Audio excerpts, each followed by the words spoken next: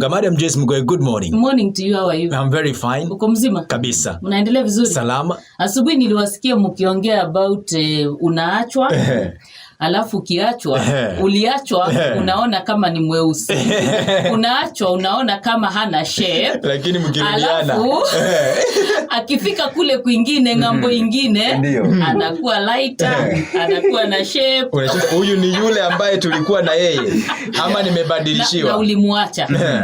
Lakini what they say, Madam Joyce Mghoi, we're talking about self-rejection. We are talking about self-rejection today. Hiyo ndio nini? Because we normally talk about other people rejecting us. We normally, last time we talked about rejection, and we looked at how someone can be rejected, the signs and so on. But there is something that is within us, which we are calling self-rejection. Wewe mwenyewe umejikata. Wewe mwenyewe umejikata. You are self-sabotaging yourself. And the opposite of self-rejection, of course, is self-acceptance. Self-acceptance, it is self-love. So we are talking about self-rejection, self-sabotage. You are sabotaging yourself, you know, you are sabotaging yourself. And people who self-reject themselves, they believe they don't deserve any good thing. They believe they don't deserve any good thing. They believe they don't deserve a good partner. They believe they don't deserve a good job. They believe they don't deserve success. They believe they are not good enough. They dwell in their flaws. They dwell in their failures. When they do a mistake, they stick there, you know, they call themselves names. They downplay themselves. They downgrade themselves. They actually, they don't attempt to be better. They just attempt to make themselves worse and worse. Self-sabotage or self-rejection. You are rejecting yourself. So if you are rejecting yourself, even when someone rejects you, you actually feel like they are justified to reject you because already you don't value yourself. Already you don't feel that you are worthy.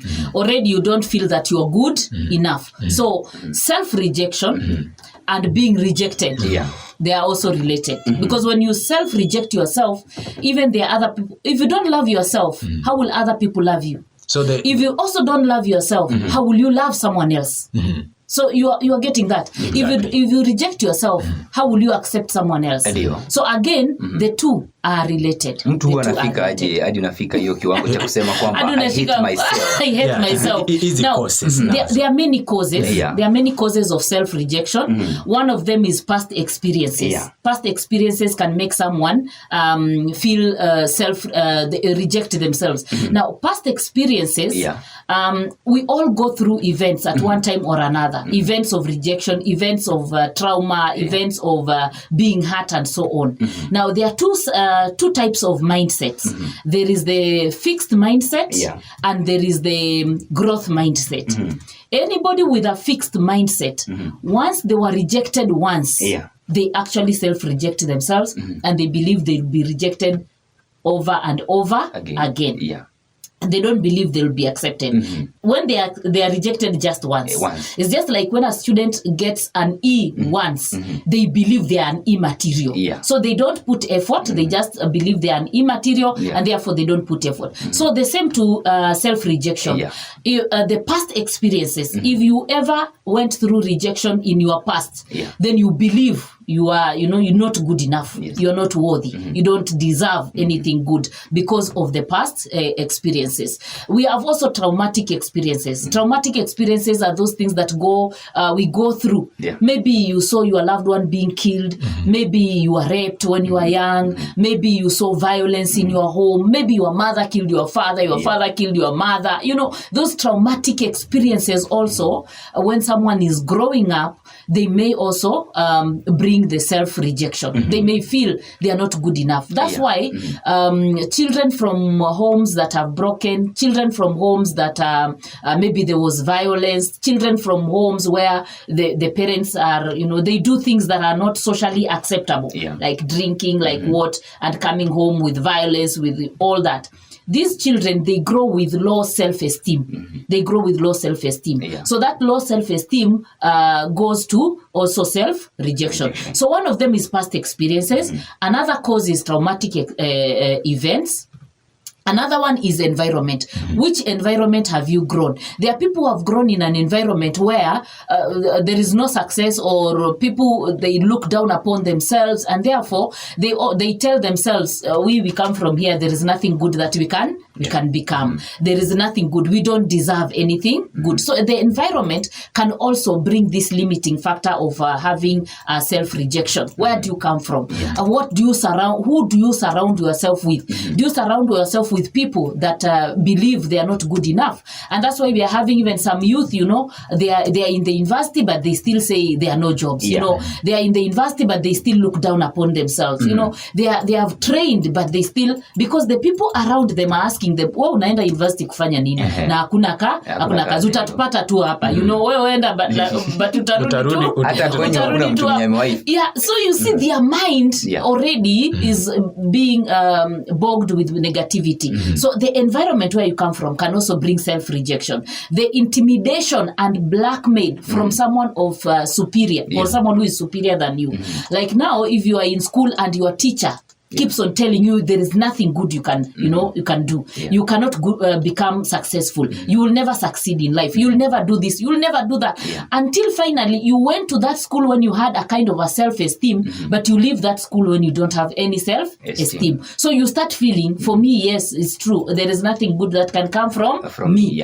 I don't deserve anything good. So when you are being intimidated, when you are being abused, when you are being told negative words by someone who is superior than you, it can also bring self-rejection. It can also bring self-rejection. Well, msikilizaji, ushaji-reject. Ushaifanya mambo ambayo you feel like this is just the end and I cannot do it. Then what next? There are some signs. You can be able to identify whether you have that self-rejection. You unaweza jipima wewe mwenyewe kama umejikata ama hujajikata. So there are some signs of self-rejection, like if you have self-harming behavior. You know, there's some people that have self-harming behavior. I don't know whether you know that. Some of the self-harming behavior is brought by drugs. But there are some people that harm themselves. There are some people that cut themselves so that they bleed. Yes. There are some people that cut themselves so that they bleed. Ukuta coffee. Exactly. Even those that hit the wall, hit the wall using their hands, hit the wall using their heads. We have people, that is a self-harming behavior. You are just harming yourself. Then getting involved with people who exploit them. If you find yourself you are getting into relationships where you are being exploited, there is some kind of self-rejection. Especially if you know. Especially if you know. You know, sometimes we enter into relationships, we didn't know this person, then we realize on the way that this is not what I want. Move. Leave. But if you continue to be there, then you are self-rejecting yourself. Like someone who continues to stay in an abusive relationship. Someone who continue to stay in a relationship where they are told, I will kill you today, tomorrow, I will kill you tomorrow, the following day, and you continue to be there. That's self-rejection. That is self-rejection. You don't deserve, you don't believe you deserve better. So you continue to be in that relationship where you are being abused. Then there is also comparing yourself with other people. Every time you're looking at yourself, you're comparing yourself with CJ. Every time you're looking at yourself, you're comparing yourself with James. Every time you're looking at yourself, you compare with someone yourself with someone, not in a positive way to become better or to become like them in a better way, but to feel. To make yourself, or you generally feel you're not good enough because you're not like so and so. We can compare ourselves with other people, but to say I would like to be like so and so. Like when James was telling me he wants to buy a TX, you know, that's a good comparison. He didn't feel like you know, I cannot attain, you know, but he felt like this is the car to do or to buy. You know, adjusting your goals because of the fear that you have. That is, you had higher goals TX of yourself. Yes, alafu sasa unaanza acha kuchekelea James. Fear of course, adjusting your goals downwards. You know, that's self-rejection. You can achieve the goals that you have set. You can achieve them. Then fear of attempting anything new. Anybody who fears to attempt anything new, that's self-rejection. That is self-rejection. They don't believe they can be able to do it. Letting others choose for you, your path, letting people direct you. We can get advice from people, but we shouldn't let people all the time decide what we need to do. We should take charge of ourselves. Refusing to meet new people and new opportunities. Getting involved with people who treat you poorly. If you're getting involved with people that treat you poorly, there is something wrong with you. You are self-rejecting yourself. Pushing away people who treat you well. When someone treats you very well, you start saying, huyu wako na sinister motive. Lazima kuna kitu anataka. Lazima kuna kitu anataka. So you don't feel you deserve that. Yeah. You don't feel you deserve that. Even when someone tells you that I want to take you out Hilton Hotel, you start saying, si kuna hizi hoteli zingine, ndogo. Tunaenda kwa madhe hapa, tukule kuku 3. Okay. Yes. So those people that push people away, who are treating them well, they actually self-rejecting themselves. The people who enter into harmful substances and drugs, also they are self-rejecting themselves because they don't believe they can when they are sober. They believe they have to be, to enter into these substance abuse for them to be able to do some things. Then ignoring your feelings, ignoring your instincts, your genuine instincts, your genuine feelings. By the way, instincts that God has given us, they are very, very important. Never ignore your instincts. Anytime I have ignored my instincts, I have messed. Madam, or I've realized that I have made a mistake. To same issue of instinct. Yes. Can your instincts lie to you? Can your instincts lie to you? Rarely. Rarely do your instincts lie to you. They are always true.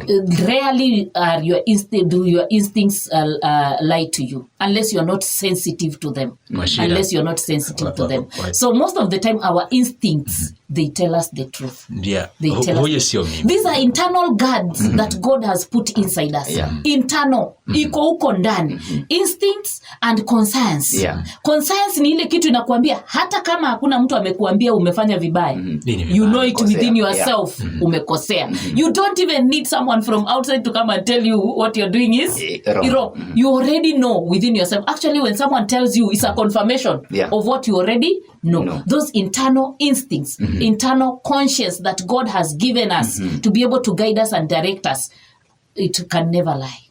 Rarely does it lie. Wow. Okay. So those are some of the things, but there is hope. There is hope, of course. We cannot say that all is lost. Yeah. There is hope.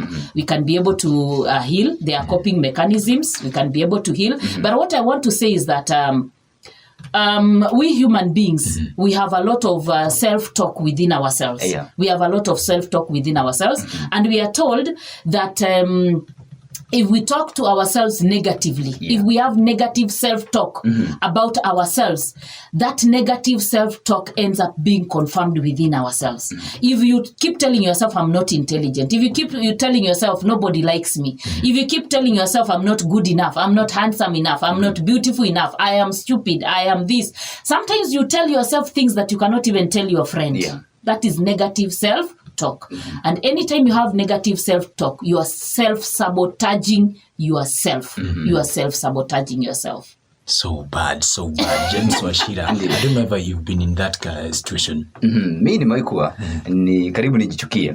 Lakini yangu ilikuwa juu ya kujicompare na friends. You compare yourself, unaona mimi aki vile navaa na vile vile unaangalia rafiki yako vile anavaa, unaona aki kusema ukweli hapa I was brought to this world to suffer.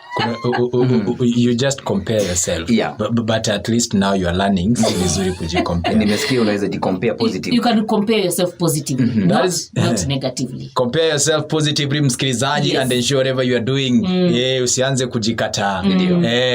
Yesterday, the other week, tulikuwa tunaongelea mambo na rejection general. And so the first therapy ya rejection ni kujikubali. So ukishajikataa unajiumiza. So msikilizaji, sema nasi kupitia nambari ya SMS 0704399770 and of course kwenye mitandao ya kijamii yake binafsi Madam Joyce Mghoi. YouTube ni Touch of Grace KE. Vile vile Facebook yuko kama Madam Joyce Mghoi. Yangu binafsi ni James Washira kijana ya Biblia. Wakwetu wananiita CJ, huku wananiita Chacha Jackson. Shuleni naandika yote matatu. Sicheze mbali. Tuko kwa ajili yako msikilizaji. Yote ambayo unayataka. Hakikisha kama uko na swali ambalo ungetaka kuulizia na swala zima la self rejection.